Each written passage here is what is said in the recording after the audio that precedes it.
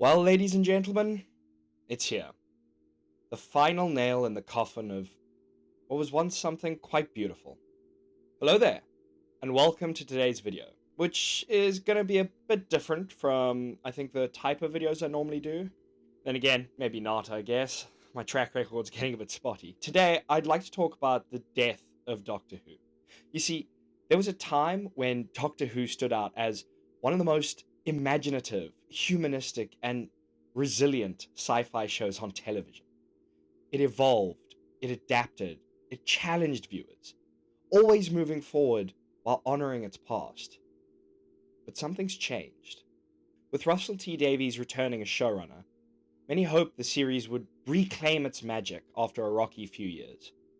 Instead, it feels like Doctor Who has become a shadow of itself, a show more interested in nostalgia and political theatre than telling compelling stories. And the most recent reveal, that the Doctor's next incarnation will be Billie Piper, sums up everything wrong with the current era.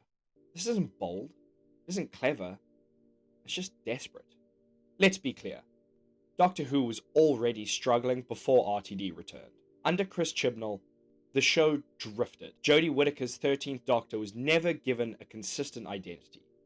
Instead, she was reduced to quirky platitudes and scattered emotional beats. She was given no characterization beyond just a loose collection of inconsistent character quirks that amounted to something Doctor-like with no real substance. She had potential, and in the right hands, she could have shone. But the scripts just failed her. I mean, her villains lacked menace, companions were just interchangeable, and the TARDIS team felt bloated and directionless. The exception being Sacha Dhawan's master. And unfortunately, he's given a story so monumentally stupid and universe-shattering that Doctor Who has really just not recovered. The child is you. To make things worse, any criticism of the show's writing quickly became framed as an attack on its progressive casting. And that's a trap media too often falls into, shielding weak storytelling behind the idea that it's above critique. Congratulations, Whovian. The Star Wars community welcomes you into our ranks with open arms. But after 2 seasons and high pressure on Chris Chibnall and Jodie Whittaker for the absolute disaster they were at the helm of, the Lord and Saviour RTD descended from the heavens, roped in David Tennant and Catherine Tate, and saved Doctor Who just in time for the 60th anniversary. Right? So, when RTD returned, bringing with him David Tennant and Catherine Tate, and, old school villains like the Toymaker, fans were cautiously optimistic. I mean, if anyone could right the ship, it was RTD. But instead of rejuvenating the show, he leaned hard into nostalgia.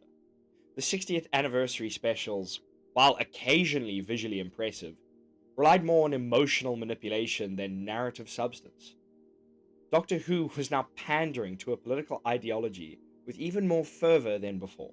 There was a small attempt to make Neil Patrick Harris's Toymaker the one responsible for the mess that was Chibnall's era of Doctor Who, basically saying that the Toymaker was just messing with the Doctor's timeline. But I mean, characterization and plot were getting pushed to the side for nostalgia and politics. And they didn't even really commit to the whole Toymaker thing.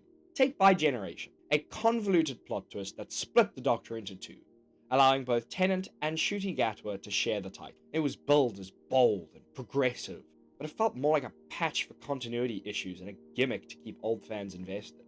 It's emblematic of a deeper problem.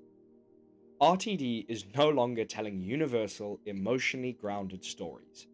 He's telling ideological fables, often at the expense of character and coherence. Enter the 15th Doctor, played by Ncuti Gatwa. He's energetic, charismatic, and full of potential, honestly. But once again, the writing isn't doing him any justice. See, there's a growing perception that his Doctor is overly emotional to the point of passivity, breaking down into tears while others solve the conflict before him. Now, being emotional is not inherently a bad trait.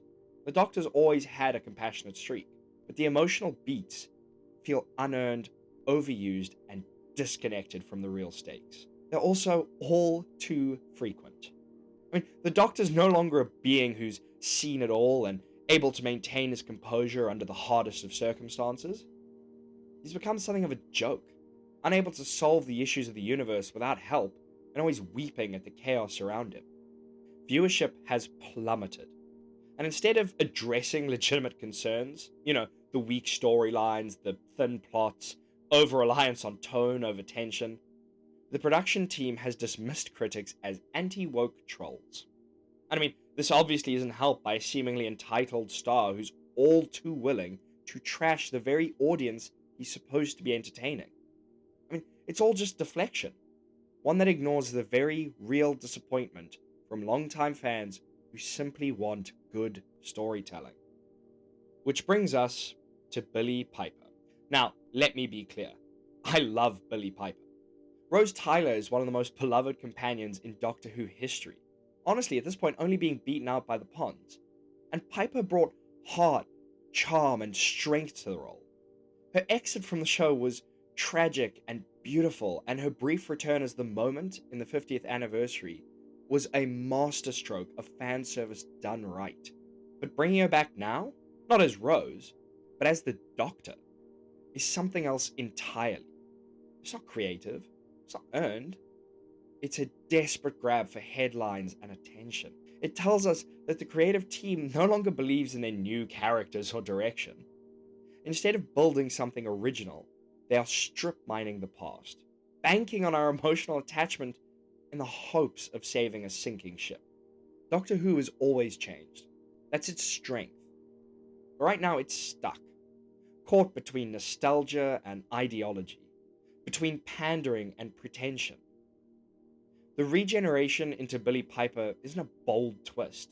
It's a symptom, a sign that the show no longer knows what it is or who it's for.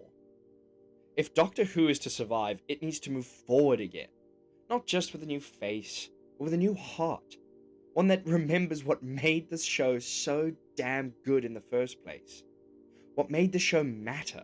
The only problem is, I really don't think it can do that. I think this once mighty titan of British television has just had its last regeneration.